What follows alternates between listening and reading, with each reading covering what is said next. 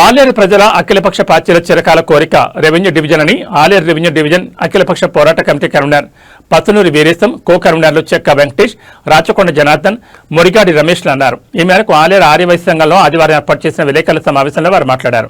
Aleru MLA బేల Ailayya revenue division కోసం విచిత్ర పొత్తు పెట్టుకున్నారని అనడం సరైంది కాదని, ఆలేరు ప్రజల పార్టీల ఆకాంక్ష మాత్రమేనని వారు తెలిపారు. డీలిమిటేషన్కు సంబంధం లేకుండా ఎమ్మెల్యే, సీఎం మంత్రులతో మాట్లాడి ఆలేరు రెవెన్యూ డివిజన్ త్వరితగతిన ప్రకటించాలని వారు కోరారు. ఎమ్మెల్యే మాట ప్రకారం అఖిలపక్ష నాయకులను సీఎంతో పాటు రెవెన్యూ మంత్రి పొంగులేటి శ్రీనివాసరెడ్డి వద్దకు తీసుకెళ్లాలని కోరారు. ఆలేరు బంద్కు స్పందించి అఖిలపక్ష నాయకులతో ఎమ్మెల్యేలు చర్చలు జరపడాన్ని అఖిలపక్ష నాయకులు స్వాగతించారు. ప్రభుత్వంలో ఏర్పడ్డటువంటి గ్రామ స్థాయి నుండి గ్రామ పంచాయతీల నుండి మొదలుకొని మండలాలు, జిల్లాలు, డివిజన్లు ఇవన్నీ కూడా ఏర్పాటు చేస్తున్నటువంటి సందర్భంలో ఆయా ప్రజలు మా మండలంలో మా గ్రామాలను కలపొద్దు, ఒక కొత్త మండలంలో మా గ్రామాలను కలపొద్దు, లేదు ఇంకొక డివిజన్లో మా గ్రామాన్ని కలపొద్దు, మేము ఫలానా రెవెన్యూ డివిజన్లోనే ఉంటాము, ఫలాని మండలంలోనే ఉంటాము అని ప్రజల నుండి విపరీతమైనటువంటి నిరసనలు, వ్యతిరేకత వచ్చినప్పటికీ ఆ ప్రజల నోర్లు మోయించి కొత్త మండలాలు ఏర్పడ్డాయి, గ్రామ పంచాయతీలు ఏర్పడ్డాయి, ప్రజలకు అనేక ఇబ్బందికరమైనటువంటి పరిస్థితులు ఎదురైనాయి. కాబట్టి దీన్ని దృష్టిలో పెట్టుకొని డీలిమిటేషన్లో ఏ మండలం ఎటుపోతుంది, ఏ గ్రామం ఎటుపోతుంది అని చెప్పడం అనేది కన్ఫ్యూషన్ చేయడమే ప్రజలను, ఇంకొకటి కాదు. కాబట్టి అక్కడ ఏ మండలం ఎటుపోయినా, ఏ గ్రామం ఎటుపోయినా రాష్ట్ర ప్రభుత్వము ఖచ్చితంగా ఆలేరు రెవెన్యూ డివిజన్ను మాకు ఏర్పాటు చేయాలి, ప్రకటించాలి. మీడియా మిత్రులకు, అదేవిధంగా అఖిలపక్ష కమిటీ గౌరవ సభ్యులకు అందరికీ పేరు పేరున నమస్కారాలు. అదేవిధంగా మన ఆలేరు ఎమ్మెల్యే బీర్ల ఐలయ్య గారు రెవెన్యూ డివిజన్ విషయమై అఖిలపక్ష కమిటీ సభ్యులను చర్చల కోసం ఆహ్వానించడం జరిగింది. నిన్న ఆలేరు కూడా రావడం జరిగింది. ఎమ్మెల్యే గారి ఆహ్వానానికి మేము అభినందనలు తెలుపుతున్నాము, అదేవిధంగా స్వాగతిస్తున్నాము. నిన్న స్థానిక గెస్ట్ హౌస్ వద్ద ఎమ్మెల్యే గారు మా అఖిలపక్ష కమిటీ సభ్యులతో ఈ డివిజన్ విషయం చర్చించడం జరిగింది. ఎమ్మెల్యే గారు ఏమన్నారంటే, రాష్ట్ర ప్రభుత్వ పరిశీలనలో 11 రెవెన్యూ డివిజన్లు కొత్తగా అమలు చేయాలని చెప్పి ఆలోచన ఉంది, అందులో ఆలేరు కూడా ఖచ్చితంగా ఉందని చెప్పి చెప్పడం జరిగింది. తర్వాత ఏమన్నాడంటే, ఇది రాష్ట్ర ప్రభుత్వ ఆలోచన డీలిమిటేషన్ తర్వాత అమలయ్యే విధంగా ఉందని చెప్పి మాతో అనడం జరిగింది. ఆ విషయాన్ని మేము వ్యతిరేకించాము. మీరు రాష్ట్ర అసెంబ్లీ ఎన్నికల సందర్భంగా 100 రోజుల్లో రెవెన్యూ డివిజన్ ఏర్పాటు చేస్తామని చెప్పి హామీ ఇచ్చారు. హామీ ఇచ్చిన ప్రకారం మీరు రెవెన్యూ డివిజన్ వెంటనే అమలయ్యేందుకు కృషి చేయాలని చెప్పి మేము కోరడం జరిగింది.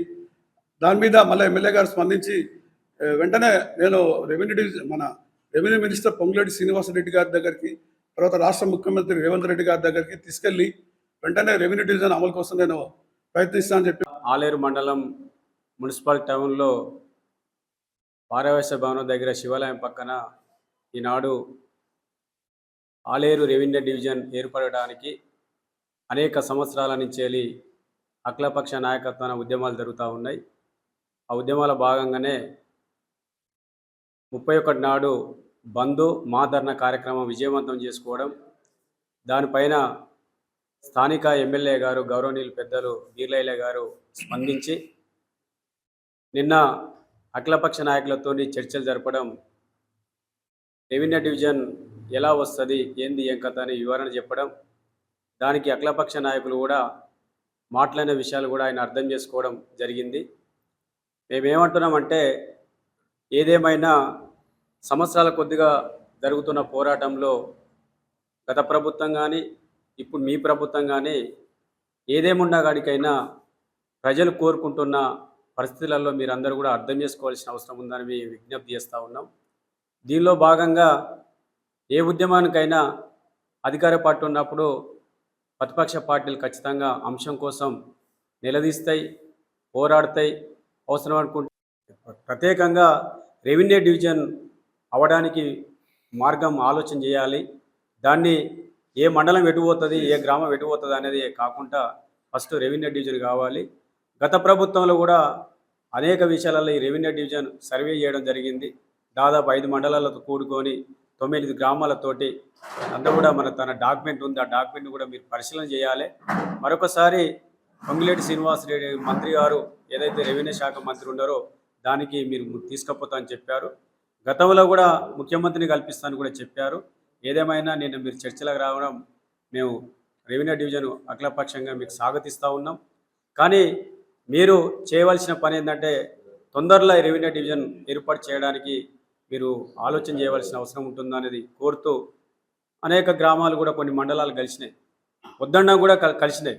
అయినా మండలాల కలిసిన గ్రామాల కూడా పరిస్థితి ఇంకా కూడా గ్రామాలలో ఆ చర్చ జరుగుతూ ఉంది.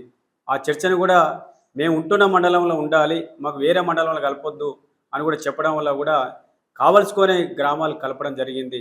ఎందుకంటే ప్రజలు సామాన్యులు, ప్రజలు పెద్దలు, ప్రజలు ఎన్నుకుంటే ప్రభుత్వాలు ఉంటాయి, ప్రజలు దలుచుకుంటే ప్రభుత్వాలు దిగిపోతాయి.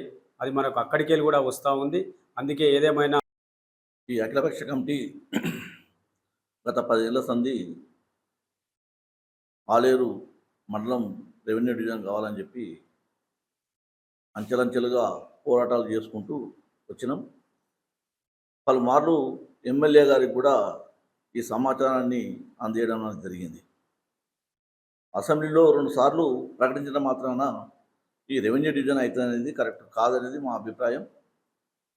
ఎందుకనంటే ఆలేరులో సల్లూరు పోషే గారు ఉన్నప్పటి సంది ఆలేరును డెవలప్ చేస్తామని చెప్పి ఆర్టీసీ డిపోను గుట్టల్ని వేసుకోవడం జరిగింది.